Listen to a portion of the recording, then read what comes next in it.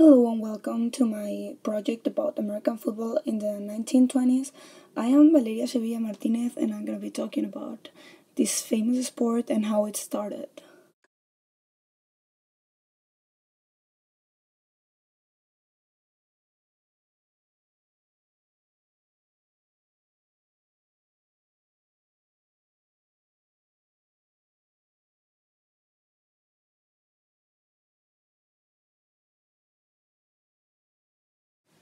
The origins of the football, it has its roots from two sports, soccer and rugby. On November 6, 1869, Rutgers and Princeton played what was billed as the first college football game. However, it was not until the 1880s that a great rugby player from Yale, Walter Camp, pioneered rules change that slowly transformed rugby into the new game of American football. In this picture on the right, we can see Walter Camp, the, as known as the father of American football. The athletic clubs that sponsored a great variety of sports teams became a popular phenomenon in the US in the years immediately after the Civil War. One of the sports the athletic club embraced was football. In the 1880s, most athletic clubs had a team of football. Competition was heated, and each club voted to stock its teams with the best players available. Toward this end, some clubs obtained jobs for star players. Some players began earning money for every played game, thus creating the first contracts and making it a professional sport. Since football players were supposed to be amateurs, these practices were questioned by the Amateur Athletic Union, but for every tactic declared illegal, a new one was developed. There are two players who have been considered the first professional players. A 16-year-old quarterback from Indiana College in Pennsylvania, John Bryler, who was paid $10 and cakes that were expenses to play for the Latrobe, PA in 1895.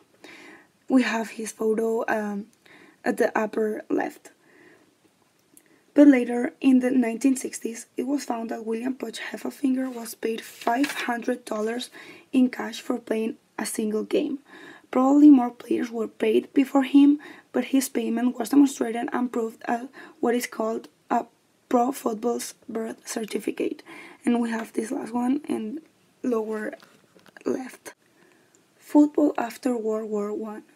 Football in the 1920s was the quintessential college game. In 1927, 30 million spectators paid more than $50 million for tickets to watch the September to Thanksgiving season of games. College football challenged professional baseball as the nation's true spectator sport. Football all over the United States, in the East, probably because of the game's origin in the intercollegiate rivalry between Rutgers and Princeton. The Ivy League football teams were long held to be the nation's most important. Yet the rise of football grades in the rest of the country foretold the gradual decline in preeminence of Eastern teams. The Midwest. The Midwestern universities experienced an embracement of riches in legendary coaches and players during the decade. South and West. While the Midwestern schools dramatically proclaimed their prominence and player glory, South's elite was Tennessee, Alabama, Vanderbilt, and Georgia Tech. In the Southwest, the football in the southwestern region of the country did not gain national distinctions until late in the decade, particularly when Southern Methodist University's flying circus nearly upset the powerful Army on the 6th of October of the 1928. The photo we have at the left is the first 11 teams that were in the first name American Professional Football Association, and the team Decatur Staleys was named like that in 1920s, but then it became the Chicago Bears in 1922. That was a really important team. The National Football League, or NFL, was created on September 17th of 1920s under the name of the American Professional Football Association and was founded in Canton, Ohio. The association had 11 teams, as I showed in the slide before. However, It lacked direction until 1921 when Jim Thorpe, with a company of others, transformed it into the well-managed National Football League, or NFL, in 1922. Now talking about the best players of the 1920s. Guy Chamberlain, who played from 1920 to 1928, won 4 league titles during the decade. A knee injury ended his career in 1929. He was an end, and after his retirement he became a coach. Ed Haley, who played from 1920 to 1927, was first played as end but converted to a tackle because of his size. Footnote in NFL's history as being the first player to be dealt.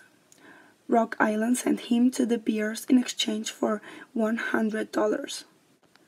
Hank Anderson played from 1922 to 1925.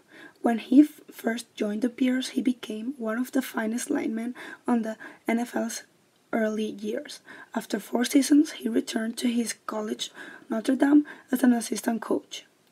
He played as a guard. George Trafton, who played from 1920 to 1932, was recognized as the first NFL center to snap the ball with one hand. He was also forced on the defensive side of the ball for the Bears. He played as a center. Jimmy Conselman, who played from 1920 to 1948, served as a player coach for 4 different NFL teams before his knee injury in 1929, which ended with his career as a player. He played as a quarterback. Harold Red Grange, more known as Red Grange, played from 1919 to 1927. His debut in Thanksgiving Day drew the NFL's largest ever crowd of more than 36,000 people. His famous barnstorming tour attracted unheard crowds of more than 70,000 people. He played as a halfback. Ernie Nevers, who played from 1926 to 1931, he was lured from baseball to play in the NFL. He earned election to the Pro Football Hall of Fame despite a brief 5-year career that included being named All-NFL each year. His 40 points on Thanksgiving Day, 1929, remains the oldest record in the NFL record book today. He played as a fullback.